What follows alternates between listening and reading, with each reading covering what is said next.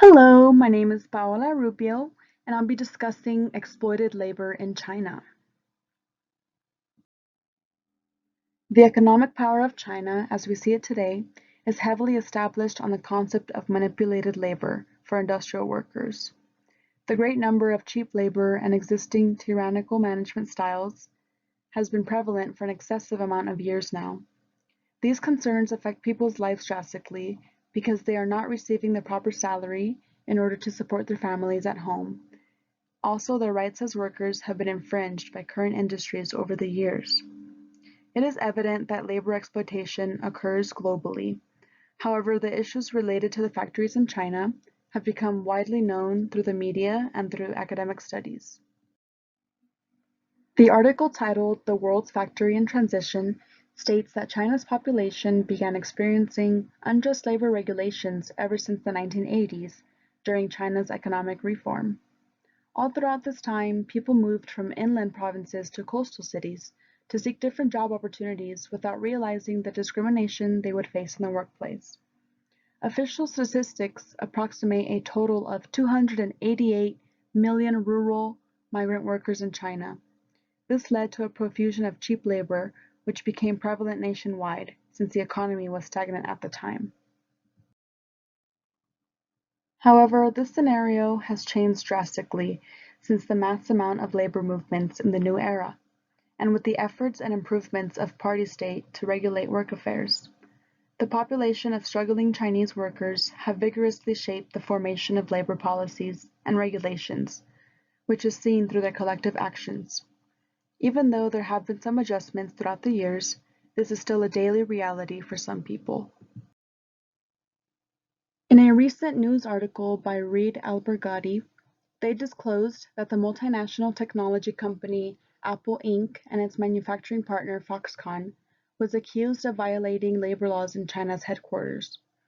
It has become evident by the China Labor Watch, a nonprofit group, that both facilities have a series of workplace infringements, such as withholding bonus payments, rolling back safety training, and employing more temporary workers than China's own laws permit. According to the article, the China Labor Watch reported that several investigators were employed at the Zheng Foxconn factory and disclosed a litany of underlying working and living conditions there. Apple Inc. has done everything in their power to keep consistent with their iPhone units and maintain profitable over the years, but they have undermined treating people equally in the workplace. The article states that this multinational corporation helped drive economic development in China, but they have also exploited loopholes in Chinese labor laws, including exposure to toxic chemicals on the job, verbal abuse, and forced labor for employees.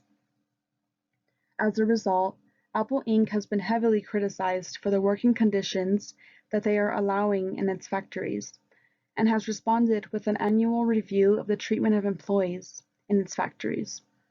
However, the Chinese government is to blame for as well, for turning a blind eye to labor exploitation, which is a significant issue at this moment in time. The daily struggles that people come across are forms of structural violence, where individuals are harmed by social institutions, which prevent them from meeting their basic needs. It is evident in both articles that factory workers are affected by unfair pay, sickening work, and living conditions, which is not acceptable. Their government is the reason why they continue to face such hazardous environments, because they are not going above and beyond to maintain the health and wellness of their people. Another way in which globalized processes affect this population's lives is due to unfree labor, in which parties are employed against their willpower with the tyrannical threat of destitution or other forms of adversities. Throughout the years, employees' rights have been violated by well-known industries, and most people are forced to work in the given circumstances, which affect one's mental and physical health. A large amount of factory workers are becoming traumatized by the maltreatment in their workplace and are afraid of the underlying health issues that could potentially affect their families.